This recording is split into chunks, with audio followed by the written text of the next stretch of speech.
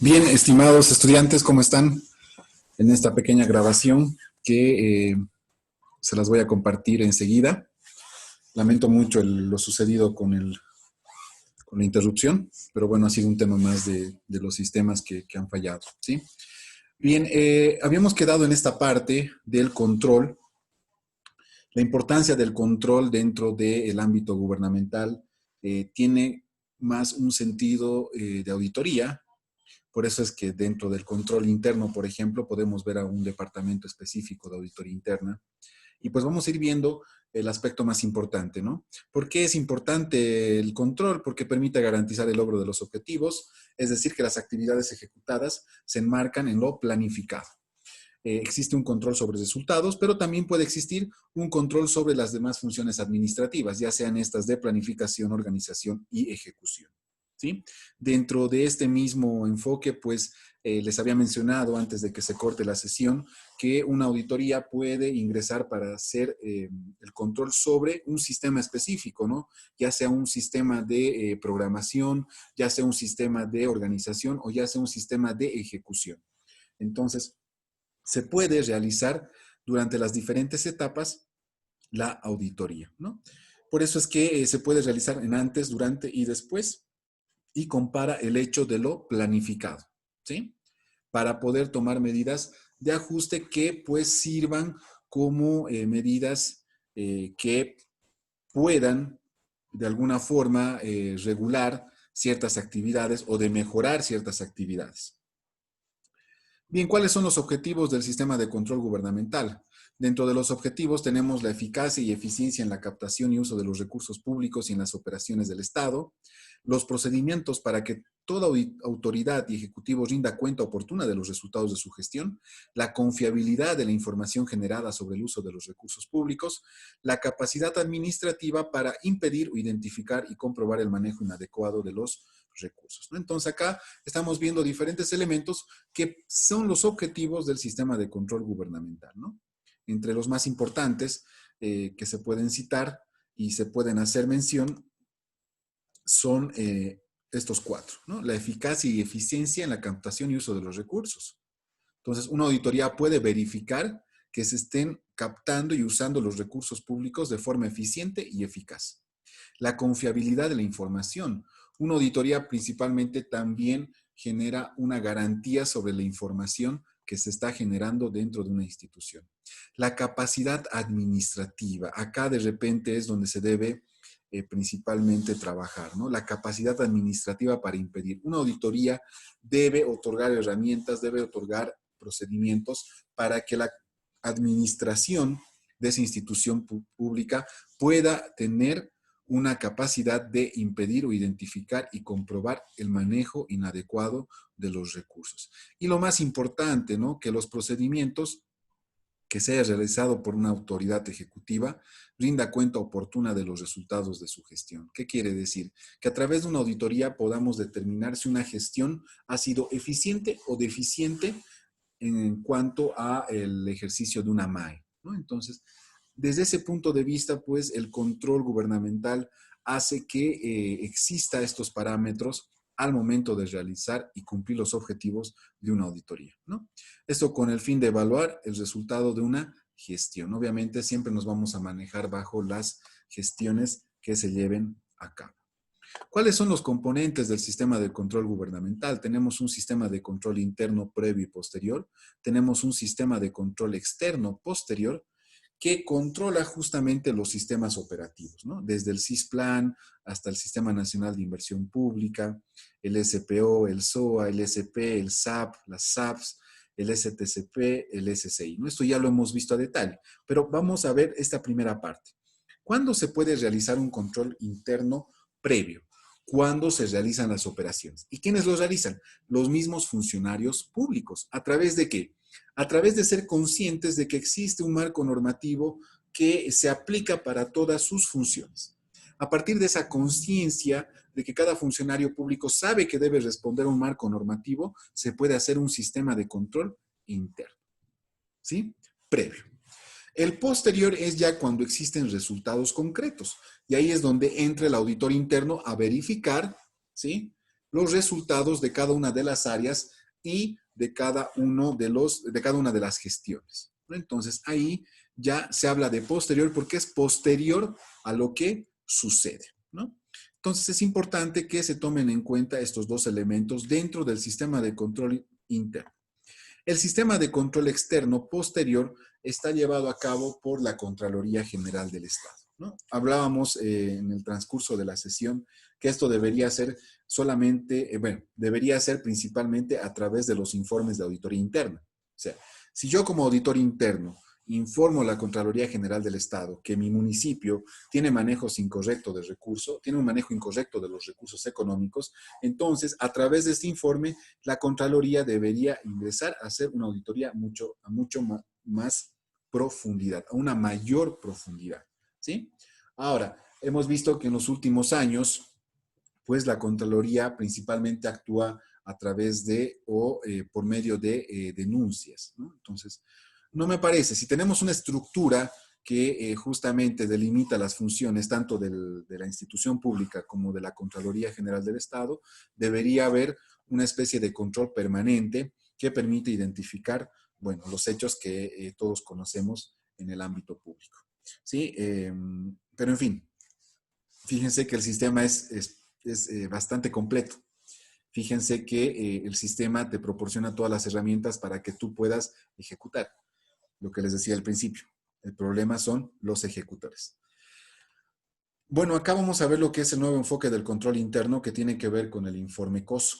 Actualmente estamos con el informe COSO número 3. Es importante que sepan que el informe COSO es lo que ha dado aquella institución que ha dado nacimiento al control interno. Y fíjense lo raro, ¿no? Que esto se ha dado en las empresas privadas, producto de las crisis financieras que ocurrieron entre el 2006 y 2008, ¿sí? Entonces, a partir de estas situaciones es que se genera lo que es el informe COSO, que justamente fortalece los controles internos dentro de una empresa. Todo este modelo se ha querido integrar al ámbito público. Por eso es que también se menciona el control interno como parte del ejercicio público. Tenemos lo que es el ambiente de control, el análisis del riesgo, las actividades de control, la información, comunicación y la supervisión o seguimiento. Son estos componentes del control interno que justamente permiten realizar un mejor control a las determinadas actividades. Veamos cómo está compuesto el control interno. Hablábamos del previo, este es el proceso que involucra a todo el personal, les decía, a todo el personal, y se lleva a cabo bajo la responsabilidad de la MAE. Se aplica antes de la ejecución de las operaciones o antes de que sus actos causen efecto. El control interno posterior es un proceso que involucra a los responsables superiores y a la unidad de auditoría interna. Se lleva a cabo bajo la responsabilidad de la MAE y se aplica sobre los resultados de las operaciones ya ejecutadas. Ambos deben diseñarse con el objetivo de proporcionar seguridad razonable del logro de los objetivos con eficiencia, economía, eficacia, confiabilidad de la información, rendición de cuentas y protección del patrimonio. Entonces, fíjense que esta es la estructura del control y es donde principalmente pues actúan los auditores gubernamentales, ¿no? Principalmente los auditores gubernamentales sepan que trabajan en la Contraloría, ¿sí? Estos auditores justamente van y desarrollan auditorías a los diferentes municipios. Pero un auditor gubernamental también puede ser parte de un equipo de auditoría interna, ¿sí? Entonces, se puede fungir desde esa parte también. ¿Por qué? Porque un auditor interno también debe conocer toda la estructura que ya habíamos visto y debe entender cómo ésta se relaciona con los sistemas y cómo este auditor interno es responsable de la información sobre los resultados obtenidos durante un periodo o durante una gestión hablando de un municipio o una gobernación. El control interno posterior, ¿cuáles son los propósitos de este control? Es la credibilidad de la rendición de cuentas y la consecución de los objetivos institucionales. Para estos propósitos, el control externo posterior califica la eficacia de los sistemas, opina sobre la confiabilidad de los registros, dictamina sobre la razonabilidad de los estados financieros y evalúa los resultados de la economía, eficacia y eficiencia. ¿Quiénes ejercen el control externo? Principalmente la Contraloría General del Estado, pero también se puede contratar firmas de auditoría privadas, ¿sí? Y todas las entidades que ejercen tuición a través de sus unidades de auditoría interna. Esta última parte, señores, para que se entienda, es cuando principalmente un municipio carece de un departamento de auditoría interna y entonces un municipio con mayor capacidad ejerce tuición sobre ese municipio pequeño. Y esto es principalmente para los municipios que no cuentan con un departamento específico de auditoría interna o un responsable directo de la auditoría interna. El control interno posterior, seguimos cómo se aplica. Se aplica por medio de la auditoría de las operaciones ya ejecutadas. Y aquí tenemos que rescatar este concepto de auditoría. Dentro de la auditoría gubernamental, la auditoría es la acumulación y evaluación objetiva de evidencia para establecer e informar sobre el grado de correspondencia entre la información examinada y los criterios establecidos. Nuevamente volvemos a un concepto genérico de auditoría. Una auditoría principalmente lo que hace es comparar un hecho específico con el marco normativo o el marco que se utiliza como referencia. Entonces, lo que se hace en una auditoría es justamente verificar que ambos sean o se correspondan entre sí. ¿Sí? Entonces, cuando hablamos de auditoría financiera, nos referimos a normas financieras, a normas específicamente del ámbito financiero. Cuando hablamos de auditoría operacional, les decía al inicio que la auditoría operacional justamente es la parte donde se valida la eficiencia, la economía y la eficacia de las operaciones, ¿no? Entonces, ahí debemos nosotros medir con qué grado de eficiencia, de economía y eficacia se están manejando los recursos. Una auditoría ambiental va a tener un marco normativo de leyes ambientales. Una auditoría especial va a tener como marco normativo todo el grado de responsabilidad que pueda tener un funcionario público al momento de realizar sus actividades. Y una auditoría de inversión pública, mucho más sencillo, porque hay una primera etapa de preinversión, de inversión y de operación. Por lo tanto, yo tengo que validar si ese proyecto ha sido factible en su momento o no es factible, ¿sí? Entonces, me tengo que remitir a las programaciones de los diferentes proyectos de inversión, ¿sí? Acá hay algo muy importante, las recomendaciones de auditoría externa son de cumplimiento obligatorio. Qué interesante, ¿no? Como una recomendación, en este caso de la Contraloría General o de una firma privada hacia una institución pública, es de carácter obligatorio. Entonces, pues si yo te recomiendo como auditor de la Contraloría General del Estado de que implementes bien tus sistemas de operaciones, entonces la siguiente gestión yo tengo que ir y validar ese resultado. O la siguiente vez que realice una auditoría, ¿no? Y si no, pues ahí ya tengo que realizar una auditoría especial o una auditoría operacional para que se verifique el grado de cumplimiento de los sistemas. O para directamente, pues, identificar el grado de responsabilidad de los máximos ejecutivos o de los responsables de cada área. ¿Sí? Entonces, fíjense que es interesante esta parte. Bien, pasemos al resumen del control. ¿Sí? Tenemos el sistema de control gubernamental, se subdivide en 3 subsistemas: control interno previo, control interno posterior y control externo posterior, ¿no? En los productos, pues tenemos dentro del control interno posterior el informe de auditoría interna y en el control interno posterior tenemos el informe de auditoría externa. Ambos se deben relacionar, bueno, no relacionar, sino que el informe de auditoría interna debe servir de insumo para poder realizar el control interno, el control externo posterior, ¿sí? Con esto habíamos concluido la primera parte, señores. Ahora voy a proceder a compartirles mi pequeño mapa mental, ¿sí? Acá estamos. Sí, todos están viendo en estos momentos mi mapa mental, ¿sí? Entonces vamos a ir haciendo énfasis en los diferentes componentes, ¿sí? Ya hemos visto toda esta primera parte y ahora vamos a ver lo que concluye. Ahí está. Tenemos lo que son las normas generales de auditoría gubernamental. Acá tenemos lo que es competencia, independencia, ética.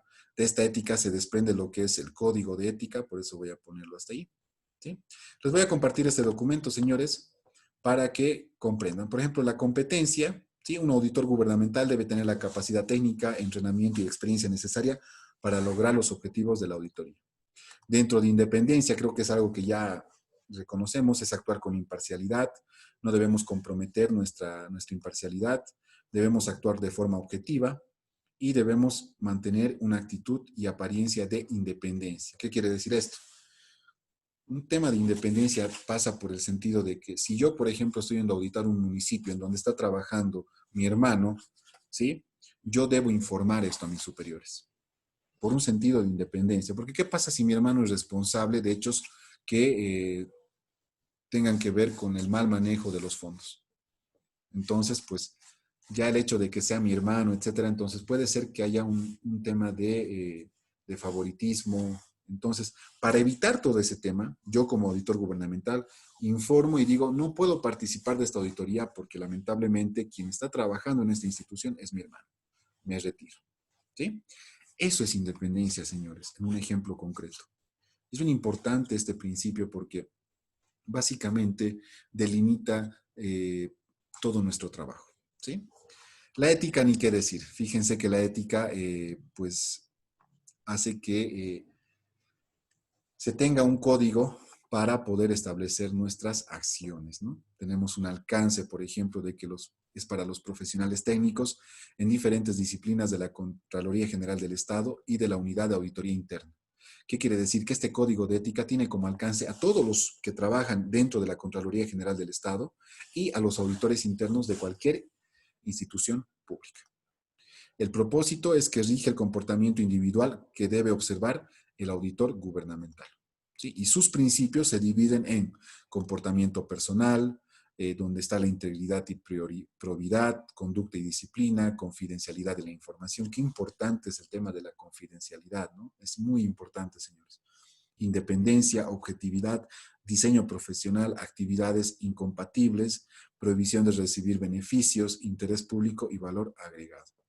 Todos estos principios tienen que ver con el comportamiento del personal, con el desempeño y competencia del profesional y con la responsabilidad. ¿Sí? Dentro de estas mismas normas tenemos lo que es el control de calidad. Las organizaciones de auditoría deben establecer políticas e implementar un sistema de control de calidad, sistema que debe estar sujeto a revisiones externas, ¿no? Entonces, acá es importante que cada institución pública pueda tener su control de calidad como parte de su funcionamiento. La diligencia profesional, que tiene que ver con que el auditor gubernamental debe ejercer con el debido cuidado y diligencia profesional, usar en todo momento las normas de auditoría en la ejecución e informe de auditoría. Entonces, básicamente la diligencia profesional tiene que ver con que yo debo respetar todo el marco normativo jurídico. Ordenamiento jurídico administrativo es todo o es obtener la seguridad razonable sobre el cumplimiento del ordenamiento jurídico administrativo y otras normas aplicables y obligaciones contractuales que sean. Acá, si es una norma el ordenamiento jurídico administrativo, es de carácter obligatorio su cumplimiento. Relevamiento de información. En función al tipo de auditoría puede requerirse un relevamiento de información a efectos de establecer el grado de auditabilidad. ¿Sí? Auditabilidad. Entonces, acá nosotros debemos siempre verificar el relevamiento de información con el fin de poder verificar el grado de auditoría que podemos llegar a utilizar.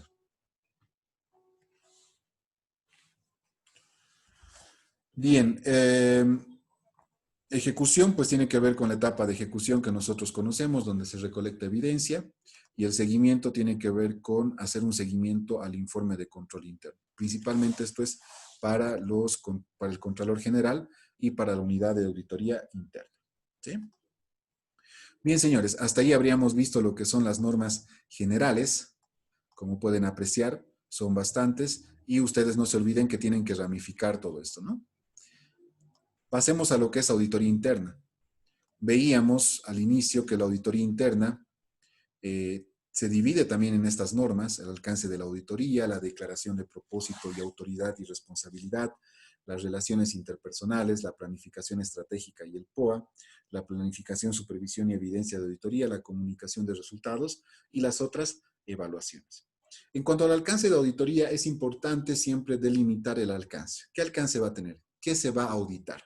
Un auditor interno puede auditar todos los sistemas que habíamos visto anteriormente, ¿no? Entonces, si yo quiero auditar el sistema de presupuestos, entonces mi alcance como auditoría interna va a ser ese sistema. Si yo quiero auditar la gestión financiera, entonces mi alcance va a ser los estados financieros, ¿no? Entonces, fíjense cómo dentro de la auditoría interna podemos ver diferentes tipos de alcance dependiendo qué es lo que se quiera auditar. La declaración de propósito, autoridad y responsabilidad, que tiene que ver con emitir anualmente una declaración en la que se manifieste el propósito, ¿sí?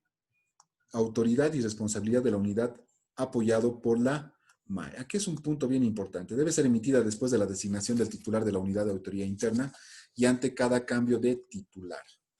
Acá es importante saber que la MAE debe declarar la autoridad y responsabilidad del auditor interno.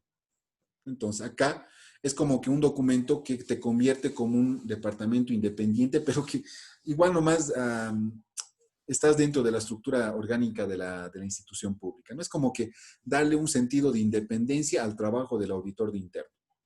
Bueno, lamentablemente esto es un saludo a la bandera en muchas instituciones, porque a pesar de que le otorgues una autoridad y una responsabilidad y el propósito mismo del auditor interno, lamentablemente no se cumple. ¿Sí? Y no se cumple porque justamente cuando un auditor saca una observación que de repente puede perjudicar a la gestión de la MAE, pues la MAE misma hace que este auditor se salga, renuncie o se lo destituya. ¿Sí? Relaciones interpersonales, les decía, ¿no? Es importante que el auditor interno pues tenga una relación interpersonal con todos los que componen la institución pública. Después tenemos la planificación estratégica. Es importante planificar las auditorías, no por un tema de presupuesto, por un tema de disposición de recursos humanos y por un tema de transparencia. ¿Sí? Entonces, acá es importante incluir o incorporar dentro del POA las diferentes auditorías que puedan existir durante una gestión. La planificación, supervisión y evidencia de auditoría, pues tiene que ver ya con un proceso mismo de auditoría, en lo cual se justamente recolecta evidencia, se planifica la auditoría primero, se supervisa el trabajo de auditoría, se recaba evidencia para poder luego poder comunicar los resultados. Si no nos olvidemos que la comunicación de resultados debe estar respaldada por evidencia. Y por último tenemos otro tipo de evaluaciones. Pasemos a lo que es la auditoría financiera. Acá ya es algo más sencillo. Tenemos lo que es la planificación, supervisión como una norma, ¿sí? Donde principalmente recae el tema de cómo se supervisa el trabajo de la auditoría financiera, ¿sí? No nos olvidemos que hay un equipo que realiza la auditoría, entonces se debe dejar evidencia de la supervisión de ese trabajo. Tenemos lo que es el control interno que veíamos y sus componentes, el ambiente de control, el seguimiento, la evaluación, la comunicación de resultados, etc. ¿Sí? Estos componentes son importantes de evaluar al momento de realizar una auditoría financiera. ¿Por qué? Porque estos componentes nos van a dar cierta certeza de los procedimientos que se llevan a cabo dentro de la institución pública. La evidencia como parte fundamental de la prueba de la auditoría y principalmente como prueba y respaldo para la comunicación de resultados. Acá es importante conocer la clasificación. Pueden existir evidencias testimoniales, documentales, físicas, analíticas e informáticas. ¿Sí? La comunicación de resultados, que tiene que ver más con el sentido de poder comunicar a las personas, o bueno, en este caso a la máxima autoridad ejecutiva o a la Contraloría General del Estado, si corresponde, cómo es el resultado de esta auditoría, ¿no? Si hay un informe limpio, un informe con salvedad, negativo o con abstención de opinión, ¿sí? Segunda auditoría. Tercera auditoría.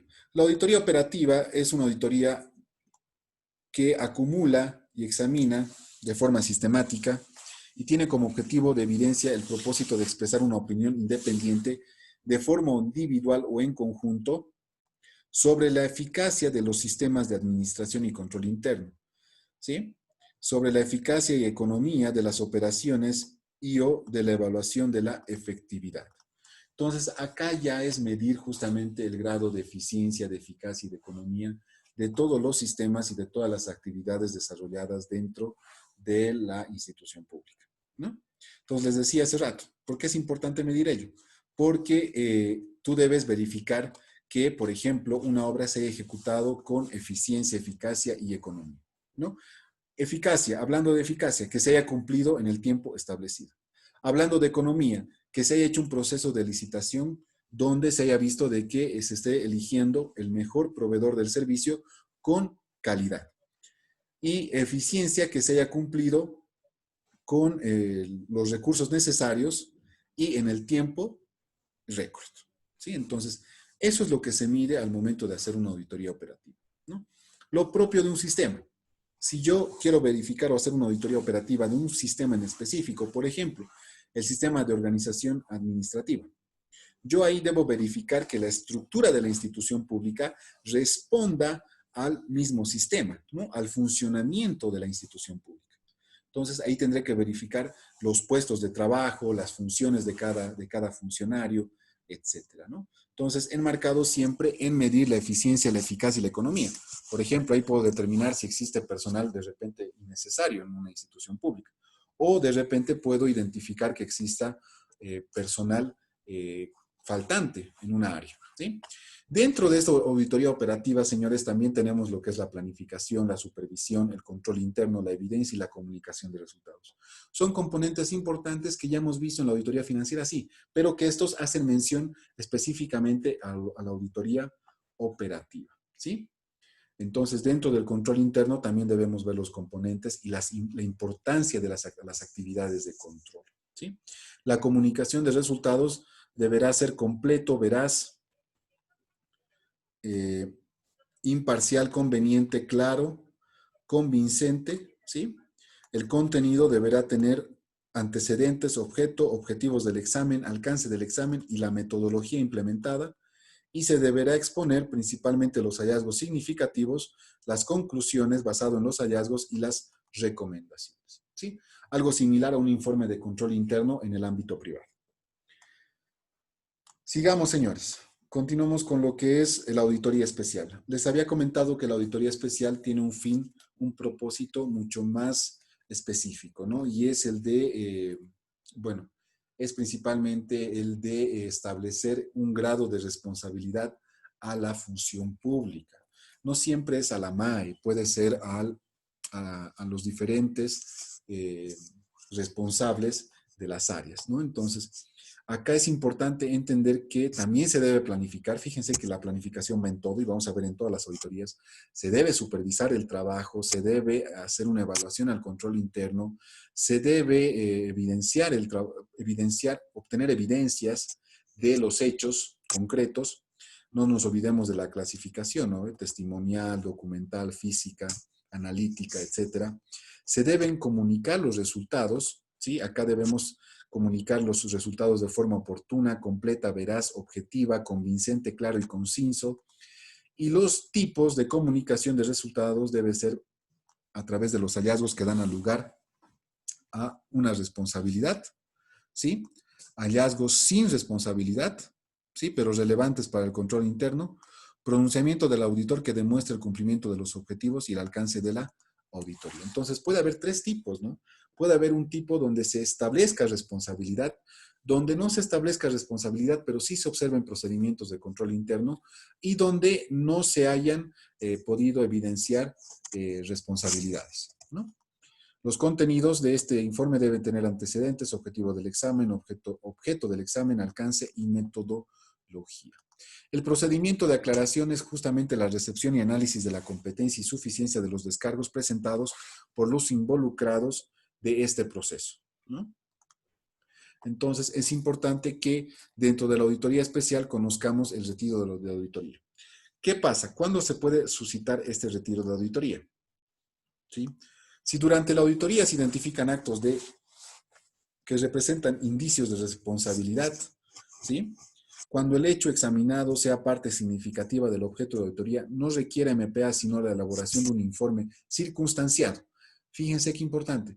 Si yo ya examino y puedo ver que el hecho examinado sea parte significativa del objeto de auditoría, no requiere un MPA, sino directamente tengo que hacer un informe circunstanciado. Cuando el hecho examinado no sea parte significativa del objeto de auditoría, se deberá elaborar un informe circunstanciado y continuar con la ejecución. O sea, que cuando yo ya evidencio el hecho como tal, donde hay un indicio de responsabilidad, lamentablemente ya tengo que hacer un informe circunstanciado, ¿no? Y puede haber dos momentos aquí. Puede ser que necesite ejecutar la auditoría o puede ser que ya no, porque puede ser que haya una auditoría previa que respalde todo ese proceso. Entonces, directamente dentro de la auditoría especial, lo que se debe realizar es un informe circunstanciado. ¿Qué es el informe circunstanciado? Es el documento que contiene una descripción y relación detallada de hechos examinados e identificados que son motivo de observación, identificación de los presuntos autores y otros elementos que puedan conducir a la calificación jurídica provisional de una conducta delictiva. Entonces, ese es un informe circunstanciado que lamentablemente va a ser necesario en caso de que se evidencie el hecho como tal. Bien, señores, vamos a pasar ya a estos tres últimos tipos de auditoría, que quiero que vean en pantalla completa. Ahí está. La auditoría ambiental, la auditoría de proyectos de inversión pública y la auditoría de tecnologías de la información y comunicación. En la auditoría ambiental, como bien les mencionaba, es importante auditar que se cumplan con las leyes ambientales. Para ello, los auditores pues, van a requerir de un experto en daños ambientales o en impactos ambientales que pues, pueda colaborar con el trabajo de auditoría. Dentro de esta auditoría ambiental es importante también planificar, supervisar, controlar el tema de los impactos ambientales. Si, por ejemplo, yo voy a auditar la construcción de una empresa estratégica, ¿sí? Debo verificar que esa construcción no haga daño al medio ambiente, ¿no? Obviamente bajo los lineamientos de las leyes ambientales. No quiere decir de que esto ya esté totalmente cerrado, no. Obviamente las leyes ambientales hacen énfasis en lugares, sectores, en tipos de industria, en tipos de daños, etcétera. Entonces, todo eso nos genera un marco que nos va a permitir justamente verificar que cualquier construcción, cualquier proyecto, cualquier tipo de proyecto o de inversión que se quiera realizar desde la institución pública no afecte al medio ambiente, ¿no? Entonces, es por eso que se hacen los controles ambientales, ¿sí? Y esto puede ser previo y posterior también, previo antes de que se realice la obra o posterior cuando ya la obra esté concluida. Evidencia, pues bueno, es importante recolectar las evidencias y comunicar los resultados. Fíjense que ya la planificación, supervisión, evidencia y comunicación de resultados, pues son normas que se van repitiendo en cada una de estas auditorías, ¿sí? Concluimos con la auditoría de proyectos de inversión pública. Acá es importante, pues, verificar que estos proyectos de inversión pública se validen, se auditen en sus tres fases, ¿no? Preinversión, en la ejecución y en la operación.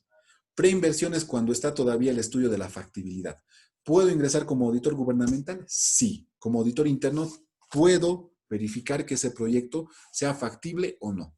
Obviamente acá me tendré que apoyar de diferentes profesionales, ¿no? Ingenieros civiles, no sé, otro tipo de especialidades que hagan a la inversión pública, ¿sí?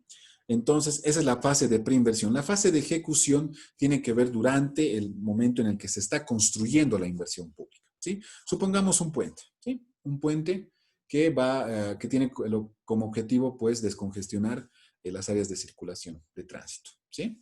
Entonces, durante esta ejecución también se puede hacer una auditoría para verificar que se esté cumpliendo con los plazos establecidos del proyecto. Y por último, la operación. La operación ya tiene que ver tiene que ver con la efectividad de este proyecto. ¿Cuándo es efectivo? Cuando cumple con los objetivos por los cuales se ha construido o se ha invertido en ese proyecto, ¿sí? Entonces, si el puente cumple con el descongestionamiento, del tránsito vehicular, entonces, operativamente es efectivo. Entonces, yo tengo que verificar, como auditor, puedo ir y verificar que evidentemente ese puente cumple con todo lo preliminarmente establecido, ¿no? Entonces, eso es, señores, la auditoría de proyectos de inversión pública y como pueden ver, también se debe planificar, se debe supervisar, se debe hacer un análisis del control interno, se debe recolectar evidencia y se debe comunicar los resultados. Por último, para concluir, tenemos lo que es la auditoría de tecnologías de la información y comunicación. Y esto lo quiero transmitir con un ejemplo, señores, ¿sí? Volvemos a ver planificación, supervisión, control interno, evidencia y comunicación de resultados. Ya sabemos que es todos estos componentes. Pero ¿cuándo se hace una auditoría de tecnologías de la información y la comunicación? Cuando existan indicios de fraude, ¿sí? Voy a citarles un ejemplo que ocurrió acá en Sacaba. En Sacaba, el responsable de recaudación de impuestos, ¿sí? Que justamente introducía todos los pagos al sistema, generó un usuario fantasma. Con este usuario fantasma, destinaba todos estos recursos a otra cuenta.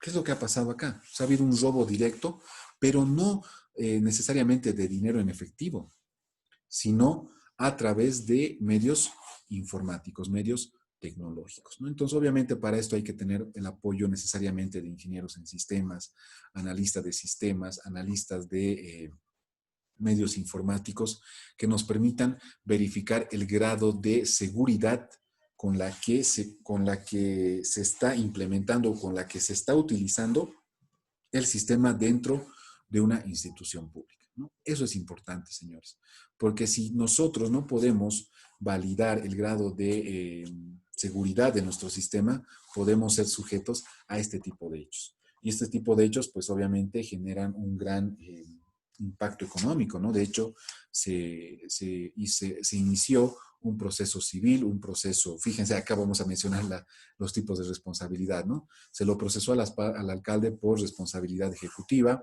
responsabilidad civil, inclusive responsabilidad penal, ¿no? Entonces, es algo que se debe considerar al momento de realizar una auditoría, ¿no? Obviamente acá entiendo de que quizás tengan la duda de que por qué tantas auditorías eh, y por qué tantas diferencias de una auditoría a otra, ¿no? Porque es justamente todo esto que engloba al manejo de una institución pública. Entonces, es necesario, es necesario.